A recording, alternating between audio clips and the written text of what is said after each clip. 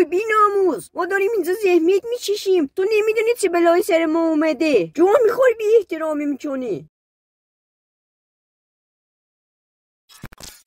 اکبر آماده ای داداش؟ نه سب کن. الان آماده محمد. خب بچه ها، اکبرم زامنشو ول کرد، آماده. با تشویق شما شروع میکنیم. گل منو اذیت نکنید، چشاشو تر نکنید، بد من بگین کسی سمتش نیاد، بیششو خشک نکنید، نفسمو قطع نکنید، بارونو خبر نکنید، بد من وقتی دلش تنگ میشه زیاد منو صدا بزنید. اکبر دیدی اون همه خودمون رو اذیت کردیم، باید از همون اول میزدیم تو کارهای کچه.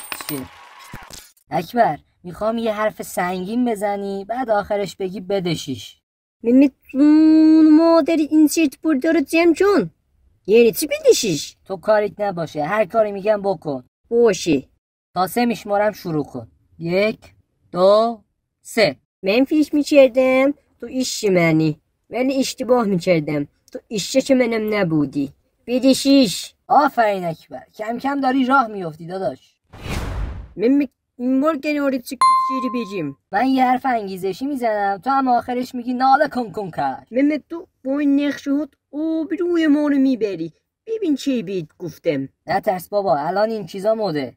گوزیدم تو این چیزی که الان میت شده. خدا لعنتت کنه اکبر، همیشه هم آماده شلیک لامصب. بابا رایگانه دیگه، کنترل نمیندازه. میخوای یه دونه دیگه بزنم ایش شونیم. نه لازم نکرده، قبلی ها رو هنوز ریام هندل نکرده اکبر. اگه تسناله تموم شد بریم ویدیو رو ضبط کنیم. آره بریم. ببینید بچه ها، رفیق مفیق این چیزا رو ول کنید، وحشی بچسبید به کارتون که پولدار شید. اگه پولدار بشید هر شب برنامه، اونم چه برنامه؟ تخت تو نالکن کن کش. ممه خوب بود. اکبر چوس نکنی یه چیزایی بلدی یا قوزو.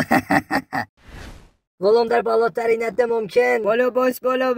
تو تکون بده بچه خوشگل. بگو فوش بالا باش.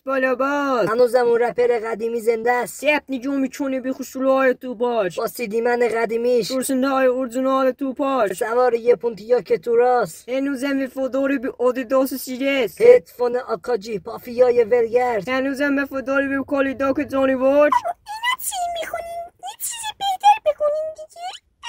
اکبر چی میگی این جوجه؟ بذار من جوابشو بدم. آره بده. اوی بی ناموس، ما داریم اینجا زحمت میچشیم، تو نمیدونی چه بلایی سر ما اومده. جا میخوری بی احترامی میکنی. بابا ول کن که اینا طرفدار نیستن که. دوستنه نشون. خب بچه ها، این بار با چالش جدید اومدم. قراره حدس بزنیم اکبر واقعیه یا کیکه. برای همین قرار این چاقو رو بکنیم تو چون اکبر تا تست کنیم ببینیم واقعیه یا کیکه. من که میگم کیکه، بریم ببینیم. محمد تو رو خدا یه مش توزه بقیه‌هاش خوب شده. نترس، مثل همیشه واسم بهت است اکبر. بچه ها اشتباه گفتم، واقعی بود.